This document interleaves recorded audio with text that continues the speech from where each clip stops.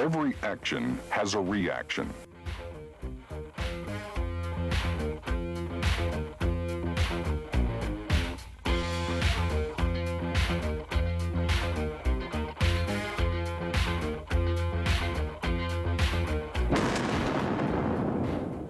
There may be a physical or political reaction. There certainly will be a psychological reaction. If you don't take steps to control this psychological effect, it will control you. For example, Saddam Hussein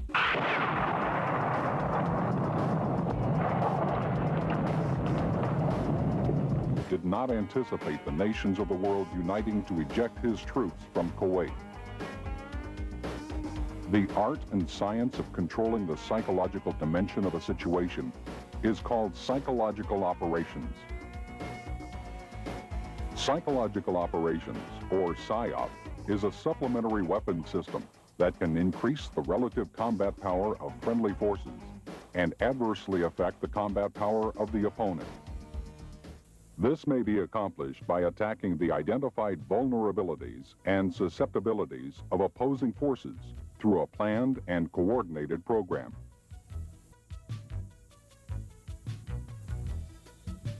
PSYOP can assist the warfighting commander and serve as a force multiplier in several ways. It allows the commander to communicate with the opposition.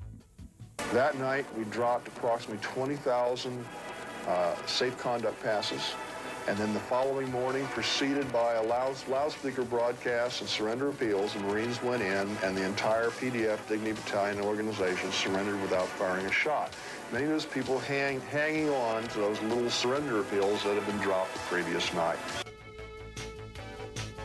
We were tasked for helicopter operations, and we had mass defections and people that had just pockets of personnel that hadn't fled yet.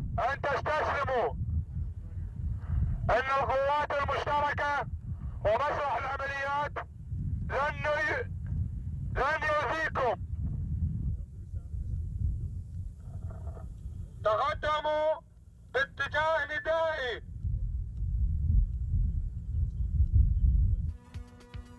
98% of the enemy POWs either had in their possession or had seen our leaflets. And of those, some 70% did what the leaflets told them to do: abandon their equipment, follow the procedures for surrendering, go south towards Mecca, to seek refuge across the border. Secondly, PSYOP assists the commander in communicating with non-combatants to ensure their safety. First thing we would do is we'd roll up with the rifle company. I'd get with the company commander, and we would decide that we were going to broadcast into the house to try to clear out innocents before we went and hit it. And in 3 or 4 cases, we took 50 or 60 people out of a house before the troops went in and cleared it. I'm personally convinced that the civilian casualty toll would have been significantly higher had we not had these people spread out throughout the city to keep the civilians out of the line of fire. The newspaper, the radio, is absolutely worth its weight in gold because it really is a great way of communicating with the Somali people. It actually represents something they don't have as a newspaper. It's a way of reinforcing our benevolent image.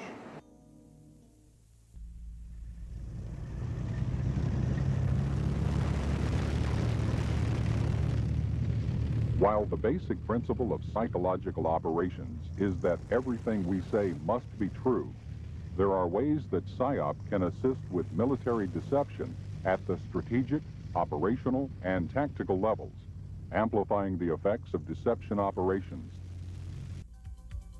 In Desert Storm, many of the leaflets were designed to convince the Iraqis that we were going to conduct an amphibious landing. Some of the leaflets were overprinted with the insignias of American units. While that would not mean anything to the soldiers in the field, any that got to Iraqi intelligence could lead to false conclusions as to where forces from those units were going to attack. PSYOP's application is not limited to crisis or conflict. they can make significant contributions in peacetime as well.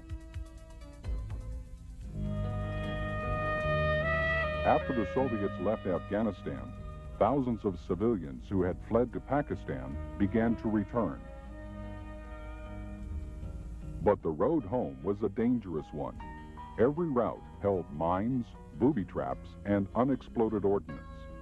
To help the returnees, PSYOP personnel developed a mine awareness campaign. This was so successful, it was adopted by the United Nations and is still being used. Once the war in Kuwait was over, American soldiers pitched in to help the Kuwaitis. Psychological operations assisted by providing information in the form of radio, video, printed products, and face-to-face communications with the civilians trying to rebuild their lives. In Bosnia, the United States airdropped supplies to starving refugees. But first, PSYOP specialists designed and produced more than 1 million leaflets dropped by the Air Force to persuade warring factions not to interfere with the aid mission. They also warned the refugees of the dangers associated with the airdrops. Got you on the bar. Drift is 3 right. Got you on the bar.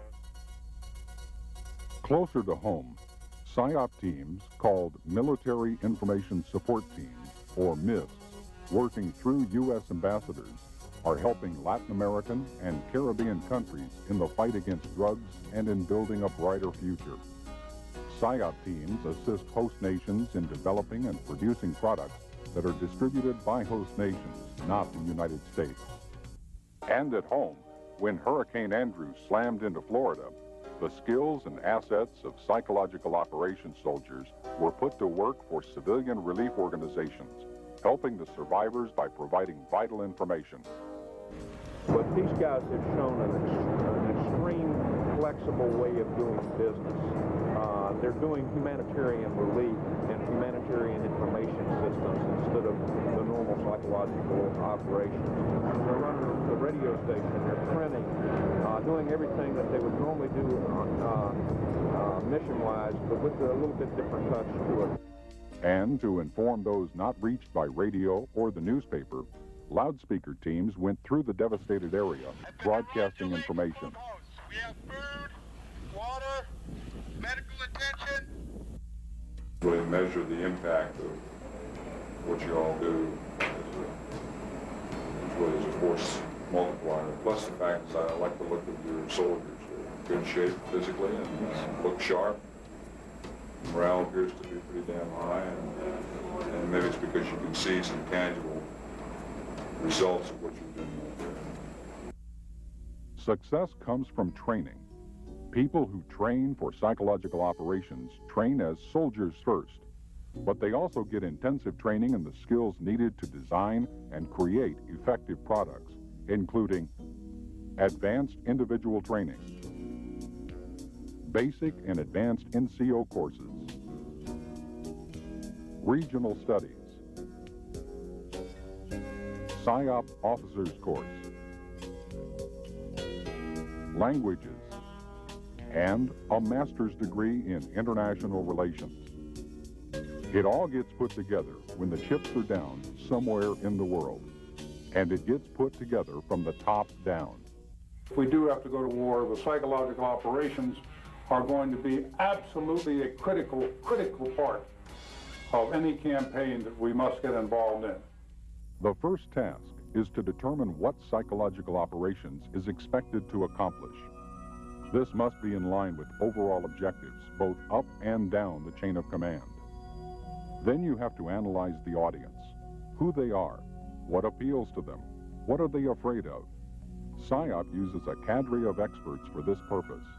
Is it is also very easy in PSYOP business for us to think of people again in our own image with our own experience. In Saudi Arabia, where the kind of message that I would have thought of putting in a PSYOP pamphlet was not what a Saudi and a Muslim would have thought. So I think it really, I guess, probably underscores the challenge of psychological operations. It isn't an easy business. It is one that is very complex because you need to understand a hell of a lot about the culture of the country that you're in, the history of it, who the faction leaders are. I mean, you really have to become politically very sophisticated in the PSYOPs business and culturally sophisticated to be able to run an effective PSYOPs program. Next, the products must be designed and produced. The guiding principle in creating products is that it must be true and credible. All of the news that we broadcast on Voice of the Gulf was taken from major news agencies like United Press International, Associated Press, and Reuters. In addition to that, we also aired testimonials from Iraqi prisoners, which urged their soldiers, their fellow soldiers, to come south, to surrender, to defect. And all of this was done on their part voluntarily. We tied not only the broadcast product, but the leaflet drops to the air campaign against the sector and regional operations center. And basically the message was, don't turn on your radars. And if you do, we will blow you away. And of course, that's exactly what we did. Our objectives are clear. Saddam Hussein's forces will leave Kuwait. The legitimate government of Kuwait will be restored to its rightful place, and Kuwait will once again be free. All psychological operations need to support national objectives. This means that PSYOP must be approved throughout the chain of command. In peacetime, the U.S. ambassador to the country in question is part of that approval chain. In wartime, the PSYOP objectives flow from the National Command Authority through the Unified Command SYNC, who will normally be given PSYOP approval authority. Whenever possible, PSYOP products should be tested before they are distributed. Only after all this is done can the most visible part, the actual dissemination, take place.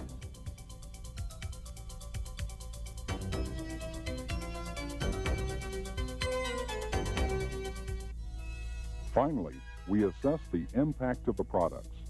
This allows us to make future products even more effective. To plan psychological operations, each regional SYNC has a PSYOP staff planning officer who is supported by the 4th Psychological Operations Group at Fort Bragg. The staff planning officer will usually task a PSYOP assessment team to analyze the situation and suggest products to use or actions to carry out. The important point of the PSYOP preparation of the battlefield is that it has to begin before the war starts. It's really too late to wait until the first round is fired before you begin to prepare the battlefield psychologically. It takes time, it takes some effort, and it needs to begin as early as possible. It has both capabilities of creating a very benevolent image, as we want to in a humanitarian mission, or a very, baseball bat image if you want to, if you've got somebody that's shooting at you and you want to make sure that he knows what the cost is of doing business with you if he continues to shoot on you. So PSYOPs can really cover that entire range of, if you want to call it, warnings. So I think you're going to see PSYOP is an automatic part of every joint task force that you're going to see deploying. I don't think there's any operation that we will ever conduct without having PSYOP in up front. I can guarantee you that.